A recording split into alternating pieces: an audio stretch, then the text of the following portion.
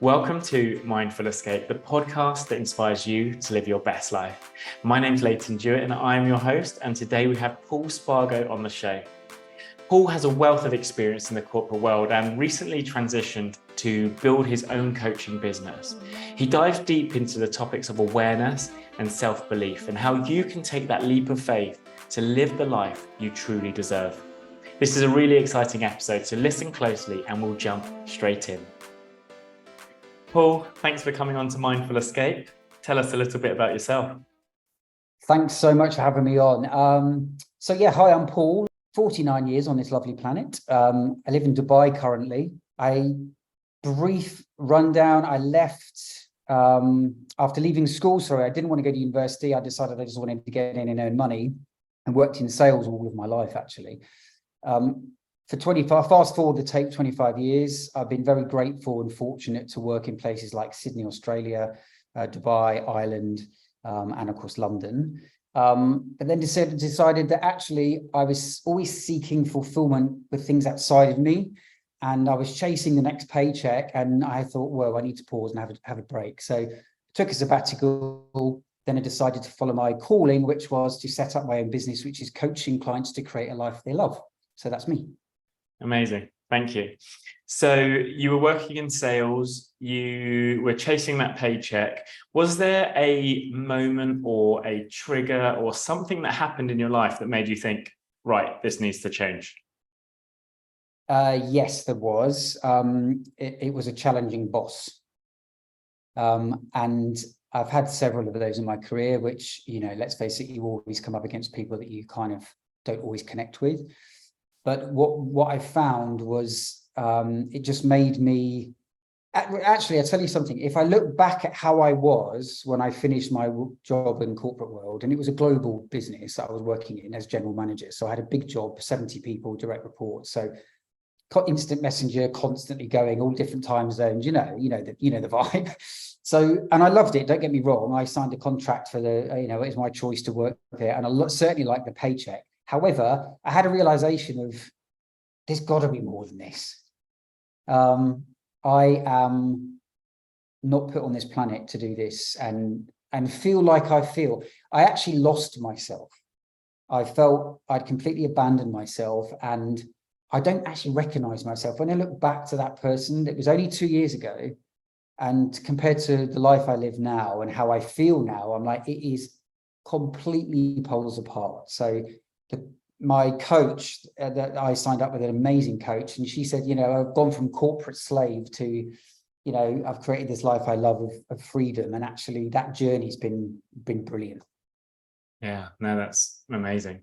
And for a lot of people, when they get a difficult boss or they come up against a challenging time at work, their instant reaction is to say, okay, I'm done with this place. I'm going to go to another place. Why didn't you do that? Why did you decide to go out on your own?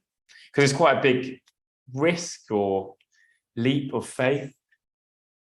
Yeah, both of those things. Yeah, 100%. I mean, to be honest, at the time, I didn't know what I wanted next, and I didn't know what direction I was heading. I just know I needed time out. So I was set myself up financially to take a sabbatical. So I planned to take 12 months off. Now, what I didn't expect at that time was that my marriage actually ended at the same time, just as I started my sabbatical, which was unplanned on my part. And it felt at the time, obviously, my levels of uncertainty were at an all-time high. I'd gone from, I knew when the paycheck was coming in, I knew my job, I knew my routine, I knew what I had for breakfast, I knew, I was in the vibe of, and actually that's, when I look back now, one of the things I don't miss at all is not being in that vibe. I decided that there had to be more than this, plus also having had the year out, when at the time, as I said, my levels of uncertainty were kind of off the charts. And I'm not a kind of person that's been used to that level of uncertainty. So it felt very alien to me. I moved to a new apartment. I sat in my new apartment, I remember, just down the road from here in Dubai, with a dog under one arm, my French bulldog, Cooper, and a suitcase and a few bits from the previous house. And I was like, right, what do you want to create? And when I thought about it, and I coach clients now on this, what I didn't realize, Leighton, was my story is now actually enabling me to help clients. Because the number one thing, as you said, is clients say, well, I can't leave the job because I need the money. And so I'm an NLP practitioner, and I say to them, let's just rework that, because you choose to stay in the job, right? So it's not, no one's got a gun to your head. But the point is that kind of it kind of opened up for me. It became clear over time, which was I'd been too long in my career, actually, well, life, I suppose, focusing on what I didn't want. But when I switched it round to focus on what I did want and actually start to take steps towards that, which was, for example, I want flexibility. I want to be my own boss. I want to use my experience from the last 25 years to help other people. I want to have financial freedom. Yeah, I kind of started to figure out what I wanted, and it led me to setting up my own business, coaching clients. And actually, I'm thoroughly enjoying what I'm doing. So it kind of ticks all the boxes, really. Yeah, it's so good. And I love that idea of just focusing on what you want and going towards that, and not thinking about the things you don't want, because then that starts to distract you, right? If you've got that coming up in your mind, then all of a sudden you're like, okay, which direction am I going in? Are you running away from something, or you moving towards something? Yeah, exactly. And it's that whole, I did a reel on this recently, which was, when we have the realization that actually we can control, and actually we do control everything in our life. And when you take accountability for every decision you make, and, I was playing victim a bit, poor me, I had to go to work and with this big bad boss and earn loads of money to pay all the bills. Well, actually, I chose all that. So if I gave up the victim story and just looked at, okay, I'm doing this, no one's forced me to do it. I certainly didn't have a gun to my head when I signed the contract. But actually it's not worked out, and I want to do something different. There's power in that decision, right? So it's like you kind of suddenly start realizing I was playing it really small. I was in my safe job. I knew the salary was coming in, and guess what popped up for me? Complete unfulfillment. Mm-hmm. So actually, yeah, I did take a risk. And one of the biggest things with clients I'm coaching right now is they're in pretty much all of them. In fact, yeah, all of my clients right now are in that position of they don't love their job, but they want the money. So I'm able to help them get to, well, what would it look like if XYZ happened? And to your point, rather than thinking about and letting the ego take over, which is scarcity mindset, oh yeah, but you won't get another job. You should never leave a job before you've got another job to go to, which is just caused all of our conditioning. Everything that we've learned up until this point is shaping our noisy mind and impacting our future decisions. But actually, you can't change your conditioning, of course, but you can change your state of mind. So that's where I spend my work when I'm coaching clients is, okay, given everything you've got in the past and where you're at right now, what do you want to create? And then you see people's body language change, and they kind of start to get excited about what they could create. And then they're like, oh yeah, but I'm like, no, you're doing it again. Stay in the future, stay where you want to go, and the universe will do its thing if you're committed, right? So it's that journey I went on was not always easy. And I get it now, and I'm sure you do as well, when someone says you have to do the work. But I never really understood what that meant. But then when you realize it means reading the books, it means self-care, it means holding yourself accountable, etc., etc. When you do the work and you start to feel the benefits of the universe working and doing its magic for you, then it's a great thing. Yeah, and I think to summarize all that, for me, it was that reminder that we have the power to change that. Like you say, right? It's up to us to change our mindset and take those steps in order to achieve what we actually want to achieve. Yeah, 100%. 100%.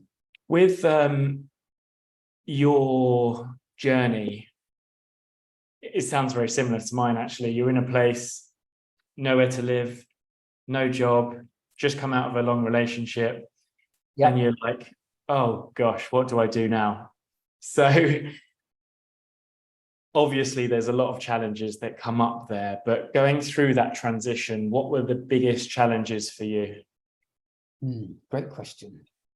The biggest challenge then would be changing patterns of my behavior, right? Because if to create the life you love and to focus on what you want and take baby steps towards it is all well and good, but if you wake up on the wrong side of bed and you feel grumpy and something happens to you and you're straight back into your old pattern of, like it with anybody, right? Trying to change your pattern of behavior was the challenge. Now, I'm actually a really positive person. I'm not a negative person. However, occasionally I slip into scarcity mindset. And so I was, when I was first I was first with my coach, working with my coach, and I had a year off, right? So I was very fortunate and extremely grateful that I created that. So I didn't have any stress immediately overnight. I didn't have any stress, which was the key to my success, I think, because I was like, oh God, that feels better. To answer your question, it was listening to my inner strength, which I never for a second doubted everything would be fine. And it took me a while. If I tell you I had never meditated, for example, like the first time I meditated was when I started my sabbatical, right? So I discovered a whole new world of going deep within, focusing on yourself, listening, trusting your intuition, and all the great things that provides. But it was initially, it didn't necessarily come naturally to me. I was the one in my coaching training that was saying, I'm going to sit this out because meditation doesn't work for me. Like I had a massive limiting belief that stuff didn't work for me. So I'd created it all myself, but I actually had my own hurdles to overcome, which was my mindset. And actually, you can do this. You're absolutely fine. You're safe. Why are you feeling uncertain or unsafe? Trust in yourself. Everything's always going to be fine. You're exactly where you're meant to be. And if I had that conversation with myself on a daily basis or many times through the day, I was fine. It's a really good point, because I'm thinking back now to when I was in my job. And if I was listening to you speak about this when I was there, I would have thought instantly, I don't have a problem with my beliefs. I believe in myself. I know I can do this. But as soon as I didn't have that safety net of that salary and that job and my home and being close to family and friends, all of a sudden that confidence starts to lower, right? So now that I hear you saying change your belief system, I think, wow, yeah, that is a massive thing to do. And as you go on your journey of changing your mindset of working for someone else and then starting your own business, changing the mindset of, oh, I live in one place and I'm settled here and it's comfortable, but now I want to travel, that's also a different mindset. And all these things are all overridden by your belief system. Did you have, or do you have, any tips or systems or processes that helped you improve that, transferring that belief to obviously get you where you are today? Yes, in as much as, like, for example, if I'm coaching a client now, I would always start with what results in their life are they not happy with? And, then we work backwards from that, really. So the process I would follow would be around, accepting and understanding your conditioning, your background, and being at peace with that. And then you can't change that, and that you shouldn't want to, ideally, because even if there's some fairly traumatic stuff in there, because it's kind of shaped you, And I get that that takes a while for some people to get to that point, right? So that's the first hurdle. But the process I tend to use is if you can change your state of mind. So most of the coaching I do focuses around state of mind, because your state of mind will directly impact your behavior, and your behavior will deliver your results. So I kind of work backwards from results, behavior, state of mind. And then if I'm coaching them and I realize they've gone off track a bit and their dialogue's changed or the body language changed or something's changed for them, I can see and I kind of will pull them back into, through conversation, of course, that, okay, what's going on? How are you feeling? Because actually it all comes down to anything is possible. And actually, when you realize that, it's quite mind-blowing, because it's like you can create whatever you want. And the whole, yeah, but, and what if, and scarcity thoughts around, as you said, it's your belief system, it's your conditioning. It's not wrong. But to change that and to suddenly think, actually, you know what? Yeah, I'm all right. And I do love myself completely and I can do anything I want. Suddenly you see people transform. Yeah. And you must have this exactly the same thing on the coaching front. It's obviously not a quick fix, right? Because you're changing patterns of behavior that have been there for many years. And it's an ongoing journey. I mean, I still had something happen to me yesterday. And I was like, my God, that surprised me. It threw me right back. Just something that had happened, and I thought, God, I thought I dealt with that, and I laughed about it because whereas before I probably would have gone into that downward spiral of judgment of self and I shouldn't be doing this anymore. But I was just like, it's interesting. There's still work to do. It's an ongoing journey, isn't it? Yeah, always. There's always work to do, and even when you get to a point where you're satisfied with something else will come up, right? It's ever evolving. 100%. And yeah, I really like that point there, because you have, no matter how long you've been on the planet, for me, most of my clients are in their 30s, right? So they've had at least 30 years of conditioning, and then they expect to change their life in a day or a week. But hang on, you've got all these years of conditioning that you need to unravel before you can start moving forwards. And that's the fascinating stuff, right? Because actually, as we both know, the key to the whole thing is awareness. And actually, when you suddenly the light bulb goes on that actually you are not your thoughts, and you are not Paul that works as a general manager for a global software business that lives in that's not you, right? That's kind of the identity that you associate with, because that's what you've created. So when you have that realization that actually, wow, I can create anything I want, it's powerful, and it's fun. And I often say to clients, it should be fun, guys or girls. Like, it shouldn't be, we're supposed to be here. We're here for a really short time, right? We should have as much fun as possible and create a life we love. But it takes work. It takes work. Yeah, and it is hard, and there's going to be challenges, but you've got to enjoy that. Yeah, exactly. With your personal experience, was there a major lesson that you learned along the way? Yes. There were many, actually, but the one that immediately popped up in my head is you have to be your number one fan.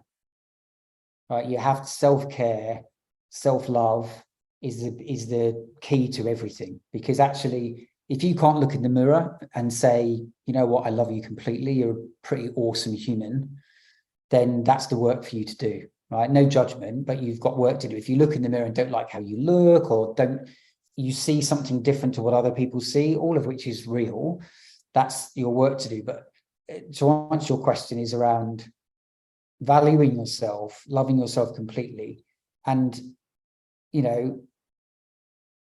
having gratitude for this amazing body that you walk this planet in and everything that's in your life. Because, we get so caught up, I did, in stuff that really didn't matter. When in actual fact, why choose to waste your energy on that stuff? Because you're going to, guess what, attract more of that stuff. So it's never I won't say never doubt yourself, because it's important to check in with yourself and think, does this sit with my value system? Am I making the right decision? But, love yourself completely, I guess, would be my big learning. Yeah. And I think on top of that, loving yourself completely will allow you to get to where you want to, because there will be moments where you'll have to back yourself. And if you don't back yourself and take those leaps and be courageous, then it's going to get very challenging. Yep. Absolutely. And if you're not going to back yourself, who is? Yeah. You might have family will, of course, and and supportive work colleagues or bosses will, but you have to, I mean, it sounds simple, right? Love yourself completely. But actually, if someone's conditioning and their background has been that, I don't know, they're not good enough, they've got a lot of work to do, right? Because they've got that, carrying that on their back all their whole life. So it's not necessarily an easy fix. I fortunately had a very good upbringing. However, I abandoned myself somewhere in the corporate jungle and foolishly thought that my purpose was to deliver huge revenues for large companies, all of which, by the way, were great fun to work at. I loved, but it didn't fulfill me. So love yourself completely, I think, is the key to creating a life you love and looking after yourself. Yeah. I think there's other things in there as well, because again, going back to me and my corporate world, I would say, but Paul, I do love myself completely. But as I've gone through my steps and my growth and my evolving, I've realized actually there were things that happened in my childhood that I don't remember and have had an effect on my mindset. So while, again, I also had a good upbringing and I feel like positive and believe in myself and all of that, but there are things about money, there are things about beliefs, there's things about the scarcity mindset, there's all of these things that you pick up as a child and you don't realize until you start doing the work on yourself. Well, actually, yeah, why do I believe that? And why don't I act in this way? Yeah. It's interesting because, as you quite rightly said, when you have the whole thing really starts with awareness, when you start to question stuff and think, or some work that I'll do with clients is, so what they would explain a situation in detail, and you're like, okay, so what's the emotion that pops up for you? And they're like, I felt really angry. Okay, fine. So let's dig into that a little bit, because it's, to your point, interesting how we're wired and what's, hard coded into our minds based on our conditioning or stuff that's happened in the past. And so to understand that and go, I'm doing my thing again. Hang on a second, there is another way here, because if people give up the need to be right in a certain argument, for example, and they think, well, this is just my point of view, this is just my perceived reality of a situation, but I'm judging it based on my conditioning. Okay, maybe there's something here I'm not seeing. Yeah. And that's, I think, the power is, because that's like when someone can suddenly start to say, actually, maybe I'm doing my thing again. But it doesn't need to be a heavy thing. A lot of people think coaching and, I hear the term life coaching a lot. A lot of people think, oh, it's heavy work. It should be, you've got to do the work, but it should be helping you build a life you love and understand yourself, because if awareness is really the first key. Yeah. On awareness, you mentioned that you hadn't done any meditating while you're at your last job. And I found that a lot of my awareness has come through my meditation practice and being aware of the thoughts that are coming up and the feelings that are arising. Is that how you developed your awareness, or what other ways did you develop that yourself? Actually, I tried a lot of new things, right? So I tried Reiki. I did sound-based healing meditation. I had some healing sessions, all of which I enjoyed.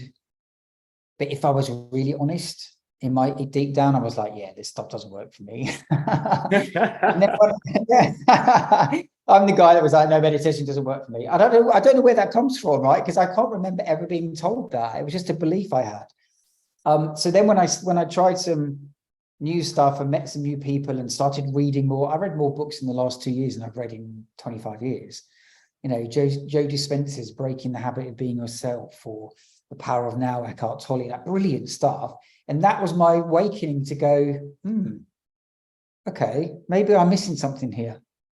And then when I started to consistently and regularly meditate, and see the results, then that's when I had the awareness kind of off the charts, because it was like, oh, okay, because obviously the universe was watching, listening, and then, you know, did its thing. Yeah, great. If you were to give younger Paul some advice, let's go back to a year or two before you quit your final job, or before you took your sabbatical. Yeah. What advice would you give him? I would say that when you realize that you have everything you need within yourself, then the need for fulfillment from external things, objects, experiences, whatever, kind of fades away. And the reason I say that is when I look back, although I like the significance that my senior roles in companies had, and I was good at it, to be honest, without being too bold, I was good at the job, but the advice I'd give myself is I was like a little hamster in a hamster wheel. You know, I was running like hell, and I was trying to get to the next step, which was buying the house, buying the car, getting married, buying the dog, you know, whatever. And when I've got that, I'll be happy. And right now I'm just going to put up with what I've got, because this is just how life works. So my advice to myself would be, you don't need anything outside of yourself for fulfillment. In actual fact, quite the opposite. If you're relying on external factors for fulfillment, you're gonna die pretty unfulfilled, probably. So I think that would be my advice. I felt like I was chasing something for many years in my career. And I like as I said, I like the significance, I like the salary, I like the status of the big job. But I never felt that I was delivering for Paul. Mm-hmm. It felt like I was on this, as I said, this little hamster on the hamster wheel, waiting for the next thing to kind of be fulfilled. And actually, I was looking in the wrong place for fulfillment, is my thing. So I would say to myself, yeah, don't look outside for that stuff. Go within. Yeah, it's really great advice. And I think so many people are in that mindset of, when I get this, I'll be happy, or when I achieve that, I'll be happy. But for, I would say, pretty much everyone I've spoken to, when they get there, they're not happy. Yeah, because they want the next thing, right? They're on the next step of the wheel. So it's like, okay, well, yeah, this is great, but then what's next? Like, you know, so yeah, I agree with you totally. Yeah, and it comes back to what you said earlier, just about having fun and enjoying that journey. Yeah, 100%. I mean, look, we all have days where we're a little bit, you know, scratchy, or kind of whatever the word you want to use is, where we're a little bit off. And normally it's because one of our 6 needs as a human are not being met, and we can kind of do some work around, okay, I need a bit of variety. I'm going to go and try a new restaurant, or, you know, I need a bit of certainty. So I'm going to do something that gives me that, like, but in the main, to your point, it should be fun, right? Mm-hmm. And if it's not, and if we're finding, and it depends who you hang out with as well. I mean, we've spoken about this before, but your environment is so important, and the people you surround yourself with is so important, because, you know, in certain countries, certain cultures, it's hard, right? Because there's a scarcity mindset to the core, and everybody's fearful for whatever, you know, I'm making this up a bit, but you get my point. If you're living in that environment, surrounded by people with that mindset, it's really hard to break away and go, you know what, this should be fun. I'm going to create a life I love. You need a leg up, which is where a coach comes in. Yeah, absolutely. Paul, that's amazing. Thank you so much for coming on. Where can people find you online? So you can find me mainly on Instagram. So the Authentic Growth Coach is my account. I'm posting reels there 2 or 3 times a week. Also, my company website is paulspargoconsulting.com, and I specialize in coaching within the commercial space or coaching personally for like personal breakthroughs, and that's all included on my website. So paulspargoconsulting.com or the Authentic Growth Coach on Instagram. Brilliant. Thanks, Paul. Thanks for coming on. Thanks very much for having me. Take care. And there we have it. Thank you so much for listening. I hope you enjoyed this episode. The biggest takeaway for me was around self-love and self-belief. As you go on this journey to find a life that you truly love, you're going to have to do things that don't feel comfortable. You have to get outside your comfort zone. You're going to have to do things that perhaps the people around you don't agree with. Perhaps your family don't accept.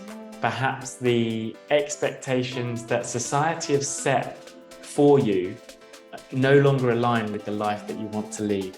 So if you're listening to this episode, take it as a message. Now is the time to start making changes. Start stepping outside your comfort zone and stop making excuses. Get out of your own way and start living a life that you truly want to lead. If you enjoyed this episode and found value, make sure you share it with a friend on social media, and I'll see you same time next week.